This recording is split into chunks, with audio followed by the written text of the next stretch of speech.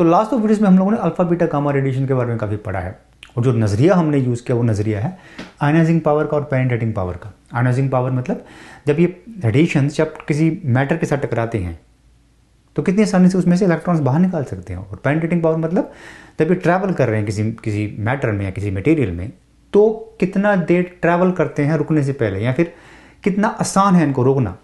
हमने देखा था कि भाई ये दो नज़रिए बड़े इंपॉर्टेंट हैं, क्योंकि ये डिसाइड करते हैं कि भाई ये हमारे लिए फ़ायदेमंद होंगी या नुकसान करेंगी अपने को। तो आज हम आपको एक कहानी सुनाने वाले हैं सेम चीज़ को एक्सप्लेन करने के लिए। तो आप में से काफ़ी लोगों को पूछते हैं कि मेरे को कॉन्टैक्ट करने का सबसे बेस्ट तरीका क्या है। तो आजकल मैं इंस्टाग्राम पे एक्टिव हो रहा हूँ, आप मेरे को मैसेज कीजिए प्लीज़ वहाँ पे, मैं पूरी कोशिश करूँगा आपको रिप्लाई करने की। तो आप जिनको अल्फा बीटा के नाम से जानते हो, ये उनका ओरिजिनल नाम नहीं है, ये उनका मशहूर वाला नाम है, फेमस वाला नाम है, सेलिब्रिटी वाला नाम है। मैं इनको जब ये फेमस नहीं थे तब से जानता हूँ।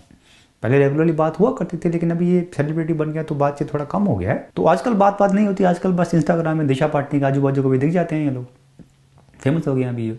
वही नहीं, सुनने में आया कि भाई बच्चों को इनकी लाइफ के बारे में पूछा जाता है एग्ज़ाम में, और उनके करियर डिसाइड होते हैं इनकी स्टोरी को लेके। तो लेकिन मैं आपको इनके फेमस होने की पहले वाली वो कहानी सुनाता हूँ। तो आप इनको अल्फा बीटा गामा के नाम से जानते हो, मैं इनको 3 फुकरों के नाम से जानता हूँ। अमर अकबर एंथनी, जो बहुत साल पहले एक छोटा सा गांव है, वहाँ से मुंबई आए थे। तो मुंबई में आने के बाद ये तीनों एक फ्लैट में इकट्ठे रहने लगे। अच्छे लोग हैं, अच्छे शरीफ लोग हैं, काफ़ी दोस्ती यारी भी लोगों से बनाई इन्होंने, अच्छे दोस्त भी हैं इनके, काफ़ी बनती भी लोगों के साथ। बस एक ही प्रॉब्लम है, शॉपिंग इनके साथ कोई नहीं जाना चाहता। थोड़ा लोचा है वहाँ पे। तीनों अलग अलग तरीके से शॉपिंग करते हैं, बिल्कुल अलग अलग तरीके से शॉपिंग करते हैं। मेरे को इसके बारे में पता नहीं था। मैं एक बार मुंबई में था और मैं कुछ दिन उनके साथ रहने लगा, और मैं तीनों के साथ एक बार शॉपिंग गया। आपको वो कहानी सुनाता हूँ। शॉपिंग ऐसा किया कि भाई सदमा लग गया दिमाग को। रात को डरावने सपने आते हैं मॉल के, बोलते रहते हो आपकी भाई एक ही टी शर्ट डाल के स्थितियों से मैं पढ़ा रहा हूँ। लास्ट टाइम उनके साथ किया था तो शर्ट लेके आया था, दोबारा कदम रखने की हिम्मत नहीं पड़ी मेरी मॉल की। बात करते हो आप। तो पहले मैं अमर के साथ शॉपिंग करने हो गया, तो मैं तो बहुत एक्साइटेड था क्योंकि मेरा पहली बार मुंबई में था और मैं पहली बार मुंबई के किसी मॉल में जा रहा था। तो मैं तो बहुत एक्साइटेड था कि भाई पूरा मॉल घूमेंगे, हर एक शॉप में जाएंगे, देखेंगे क्या चल रहा है। लेकिन अमर भाई साहब के कुछ और ही प्लान्स थे। तो अमर जो है काफ़ी सुस्त प्राणी है और भारी भरकम है, काफ़ी भारी भरकम है, रेसलर की तरह, सुमो रेसलर की तरह है। Real juice, cold drink, red bull P के मस्त सेहत बनाई है इन्होंने अपनी। तो जैसे ही हम पहले स्टोर में, मॉल के पहले स्टोर में जाते हैं, अमर भाई साहब सारे के सारे पैसे, 1 मंथ की सैलरी थी उनके पास, सारे के सारे पैसे पहली दुकान में उड़ा देते हैं और बाहर आके बैठ जाते हैं कि बहुत थक गया हूं मैं, और यहीं पे शॉपिंग का दी एंड हो जाता है। और सबसे हैरान परेशान करने वाली बात यह थी कि भाई पहली दुकान में लड़कों का सामान भी नहीं मिलता था, वो तो लड़कियों का स्टोर था, लेकिन भाई साहब को कोई फर्क नहीं पड़ता। पहली दुकान में ही सारे के सारे पैसे उड़ा देने का और उसके बाद आराम करना जब आपको, तो शॉपिंग शुरू होने से पहले खत्म हो गई। तो ये थे आपके अमर भाई साहब, सारा का सारा पैसा पहले स्टोर में उड़ा देते हैं। तो दूसरे दिन मैं अकबर के साथ शॉपिंग पे गया। तो अकबर जो है बहुत ही फुर्तीले से इंसान है, ब्रूसली की तरह, लीन, फिट, एक्टिव, बहुत फुर्तीले आदमी है। तो मुझे लगा यार प्लीज 4-5 दुकान चलना, आज मेरे को देखने गया मॉल।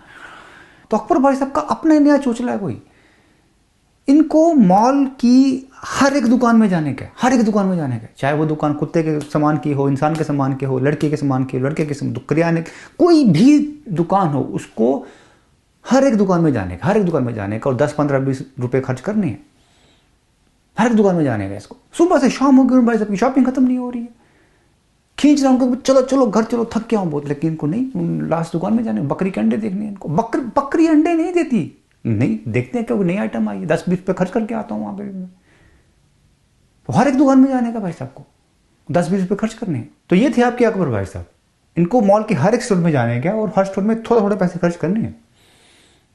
अमर भाई साहब मंथ की सैलरी एक ही स्टोर में उड़ा रहे थे, ये मंथ की सैलरी थोड़ी मॉल के हर एक स्टोर में उड़ा रहे हैं। तो सुबह से लेकर हर एक दुकान में जाके परेशान हो गया मैं, मुझे लगा साला अमर के साथ शॉपिंग ही सही था। तो तीसरे दिन मैं एंथनी भाई साहब के साथ शॉपिंग पर गया। शॉपिंग से पहले दुनिया भर के और लोचे हैं इनके साथ। पहली बात तो ये दिखते नहीं है, नाम इनका मिस्टर इंडिया होना चाहिए था, सर के ऊपर घंटी बांध कर रखी हुई है तो उससे पता लगता कि रूम में कहीं पे है। दूसरी बात ये, इनका पता नहीं कोई वेट शेट भी है कि नहीं है, कितनी बार मशीन के ऊपर चलाया लेकिन मशीन की सुई जो है वो कभी हिलती तक नहीं है, तो पता नहीं क्या चल रहा है इनका। और तीसरी बात, ये फुर्तीले बहुत हैं। फुर्तीले यानी कि ऐसे हैं कि भाई अभी यहाँ पे होंगे, दूसरे पल में शहर के दूसरे कोने में होंगे, तो कभी यहाँ कभी वहाँ, कोई समझ नहीं क्या चल रहा है भाई साहब का। बट एनीवेज मैं तीसरे दिन इनके साथ शॉपिंग करने को गया। अमर एक एक्सट्रीम में था, अकबर एक एक्सट्रीम में था। मुझे लगा शायद ये बीच में कहीं पे होंगे, थोड़ा शॉपिंग करेंगे, थोड़ा मस्ती करेंगे, शाम को वापस आ जाएंगे। लेकिन इनका सनकीपन एक अलग ही लेवल का था। इन भाई साहब को एक मॉल काफ़ी नहीं है, इन भाई साहब को सिटी के हर एक मॉल में जाने का और हर एक दुकान में चोनिया ठन्नी खर्च करनी है। तो एक दिन की बात नहीं थी शॉपिंग की, ये सिलसिला 6 महीने तक चलता रहा। हर दिन सुबह मेरे को उठाते थे, चलो इस मॉल में चलो, इस मॉल में भी 4 दुकानें बाकी हैं। तो ये सिलसिला 6 महीने तक चलता रहा।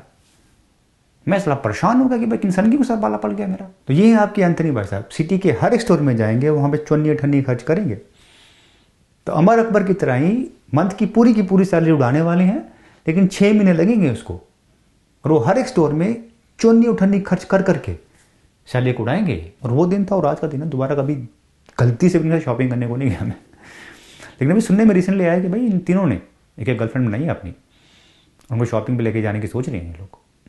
तो ये कहानी थी अमर अकबर एंथनी की। नेक्स्ट वीडियो में हम लोग आपको आपके ससुराल भेजने वाले हैं और आपको बर्फी खिलाने वाले हैं वहाँ पे। लेकिन न्यूक्लियर चैप्टर को अच्छी तरह से समझने के लिए इस न्यूक्लियर प्लेलिस्ट में सारे के सारे वीडियोस को आप सीक्वेंस में देखिए, ठीक है। तो आज के लिए बस इतना ही, आपसे फिर मुलाकात होगी। थैंक यू सो मच, शुक्रिया।